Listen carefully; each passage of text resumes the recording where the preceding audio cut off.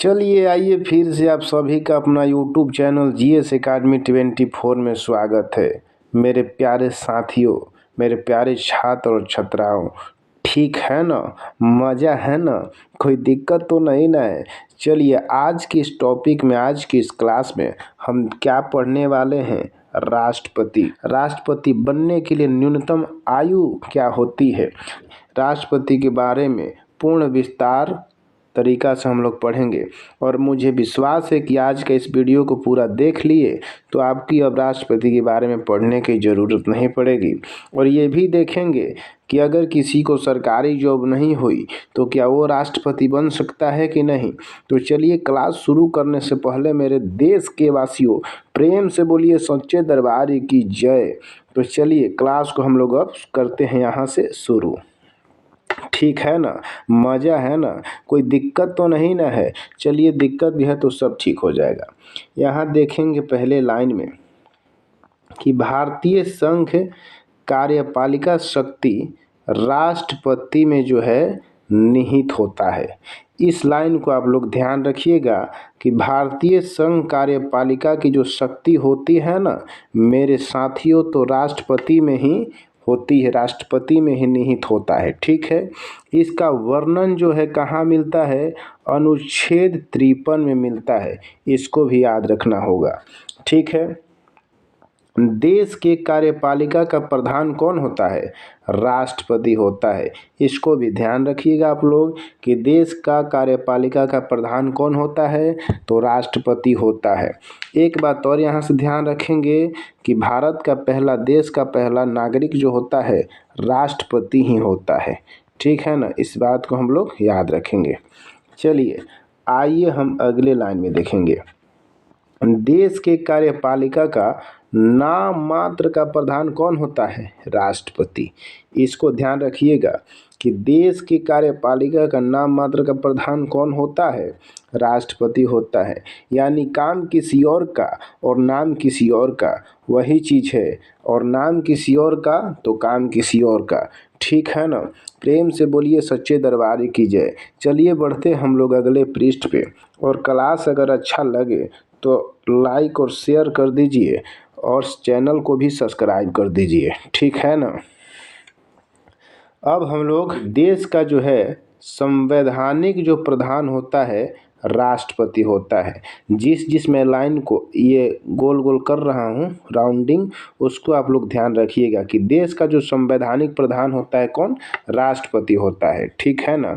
इसका जो चर्चा है अनुच्छेद 52 में है, ये भी ध्यान रखिएगा। ठीक है, अब यहाँ पे हम लोग देखेंगे क्या इस लाइन में कि तीनों सेना का सर्वोच्च जो सेनापति होता है राष्ट्रपति होता है। अब तीन जो है सेना कौन कौन सी है?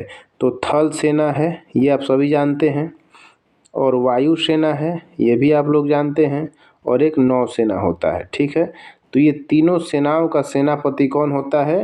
राष्ट्रपति होता है। ठीक है ना? तो प्रेम से बोलिए सच्चे दरबार की जय। और जो नहीं बोलेगा तब तो दिक्कत हो सकता है। चलिए, देश का प्रथम जो नागरिक होता है वही बात आ गया यहाँ पे। कौन होता है देश का प्रथम नागरिक? तो राष्ट्रपति होता है। ठीक है ना? थोड़ा चैनल को सब्सक्राइब कर दीजिएगा मेरे प्यारे छात्रों और छात्राओं, मेरे देश के वासियों। चलिए, देश से देश वाला ही प्रश्न आ गया। देश या विदेश में अगर कोई काम होता है, यानी कि अपने देश में या बाहर दूसरे कंट्री में अगर कोई काम होता है तो कार्य को राष्ट्रपति के नाम से ही किया जाता है। इस बात को ध्यान रखिएगा। ठीक है, अब आइए अगर इस लाइन में हम लोग देखेंगे क्या कि राष्ट्रपति के नहीं रहने पर उपराष्ट्रपति उनका कार्य करता है। बहुत अच्छा, सही बात है। अगर राष्ट्रपति जो नहीं रहे तो उनका कार्य कौन करता है? उपराष्ट्रपति। अब हम यहाँ देखेंगे कि अगर राष्ट्रपति और उपराष्ट्रपति दोनों के नहीं रहने पर कौन कार्य करेगा? तो अगर राष्ट्रपति और उपराष्ट्रपति नहीं रहें तो ये नहीं रहेंगे दोनों, तो उनके बदले मुख्य न्यायाधीश, सुप्रीम कोर्ट का जो मुख्य न्यायाधीश होते हैं वही कार्य को, राष्ट्रपति के कार्य को संभालते हैं। इस बात को आप लोग ध्यान रखिएगा। चलिए हम लोग आते हैं अगले पेज पे। तो चलिए जोर से दबाइए लाइक और चैनल को जोर से करिए सब्सक्राइब, और हम देखेंगे क्या अगला अपना क्लास। तो यहाँ पे देखेंगे कि राष्ट्रपति के कार्यकाल जो होता है 5 वर्षों के लिए होता है, ठीक है ना। राष्ट्रपति बनने के लिए न्यूनतम जो उम्र है 35 साल है। अब ये आप लोग ये भी सोचिएगा कि मेरे गांव में तो बहुत लोग अंकल भैया चाचा बाबा लोग हैं कि 35 साल के हैं, क्या सभी बन सकते हैं? तो जी नहीं, उन बनने के लिए लोकसभा और राज्यसभा का वहाँ निर्वाचित सदस्य जो होता है वो लोग बनते हैं, ठीक है ना। उसके लिए 50 अनुमोदक, राष्ट्रपति बनने के लिए 35 वर्ष की उम्र के साथ साथ 50 अनुमोदक और 50 प्रस्तावक की भी ज़रूरत पड़ती है, जो कि आम आदमी को कोई देने वाला नहीं है, ठीक है ना। तो मारिए लाइक और देखते हैं अधिकतम उम्र जो है, ये तो न्यूनतम उम्र हो गया राष्ट्रपति बनने के लिए कितना, 35 वर्ष, ठीक है। अब अधिकतम उम्र क्या है? तो अधिकतम उम्र के लिए भारतीय संविधान में कोई चर्चा यानी कि वर्णन नहीं किया गया है, ठीक है ना। थोड़ा शरीर में पानी की कमी हो गया है हमारे, ठीक है। अधिकतम जो उम्र है राष्ट्रपति बनने के लिए उसका संविधान में कहीं चर्चा नहीं है, यानी कि आप कितने भी वर्ष के हों राष्ट्रपति के लिए आप लड़ सकते हैं, ठीक है। अब यहाँ देखेंगे इस लाइन में कि कोई भी व्यक्ति जो है अधिकतम कितनी बार भी, अच्छा कोई भी जो व्यक्ति है अधिकतम वो चाहे कितनी बार भी राष्ट्रपति हो चाहे तो बन सकता है।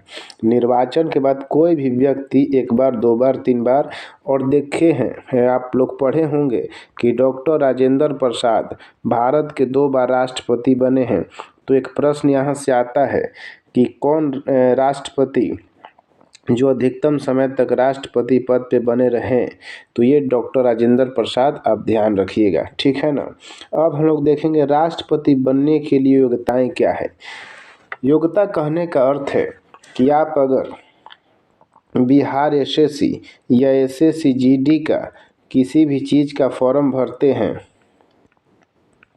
तो उसमें लिखा रहता है, इसमें क्या लिखता है, योग्यता क्या है। तो योग्यता होना चाहिए, लिखा रहता है कि 12 पास होना चाहिए, 12 पास या 10th पास होना चाहिए, तभी आप फॉर्म को अप्लाई कर सकते हैं।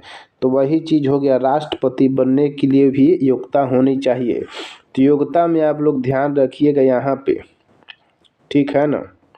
पहला योग्यता क्या है, भारत का नागरिक होना चाहिए, इसको 1 नंबर पे ध्यान रखिएगा।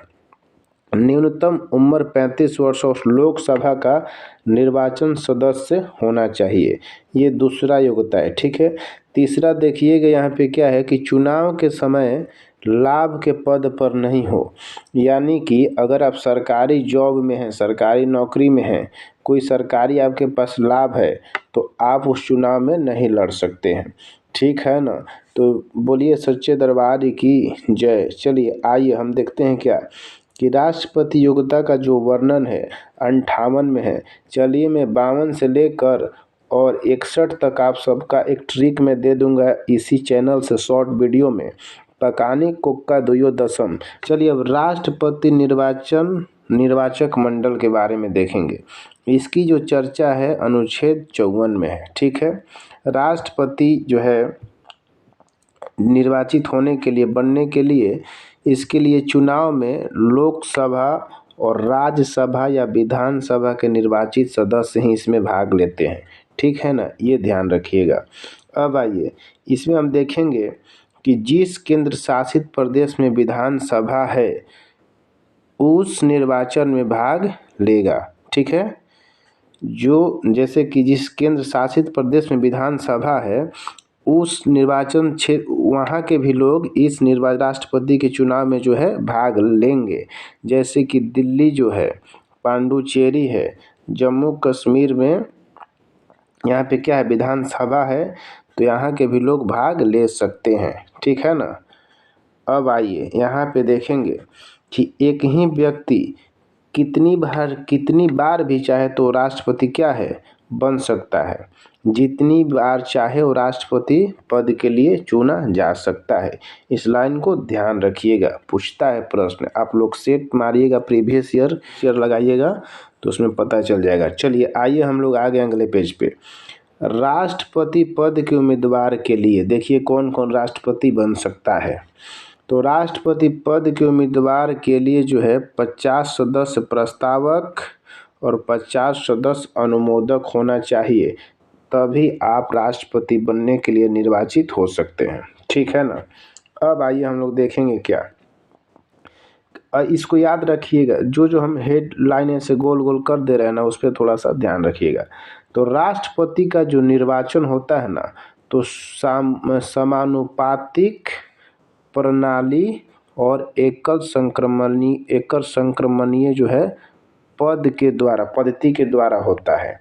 इसको ध्यान रखिएगा कि राष्ट्रपति का जो निर्वाचन होता है समानुपातिक प्रणाली और एकल संक्रमणीय पद्धति के द्वारा होता है। ये आपसे पूछता है, प्रश्न में पूछा जाएगा ऐसा, जिसका वर्णन जो है किस में है, 55 में है। ठीक है ना।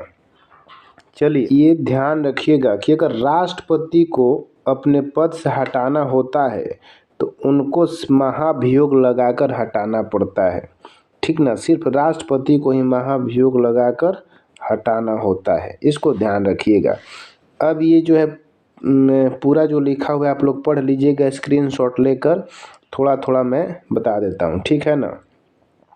राष्ट्रपति द्वारा जो है संविधान के प्रावधानों के उल्लंघन पर संसद के किसी भी सदन द्वारा उस पर महाभियोग लगाया जा सकता है। ठीक है, परंतु इसके लिए आवश्यक है कि राष्ट्रपति को 14 दिन पहले सूचना दी जाए, लिखित सूचना दी जाए। ठीक है, जिस पर उस सदन के 1/4 सदस्यों के हस्ताक्षर हो। संसद के उस सदन जिसके महाभियोग का प्रस्तावक पेश है। ठीक है ना, इसको पूरा पढ़ लीजिएगा। ठीक है, समझ जाइएगा, आप लोग समझ जाइए। चलिए दोस्तों, फिर मिलते हैं अगले क्लास में। अगला क्लास लेके आएंगे प्रधानमंत्री से संबंधित सारे प्रश्न। ठीक है, जय हिंद दोस्तों, जय हिंद।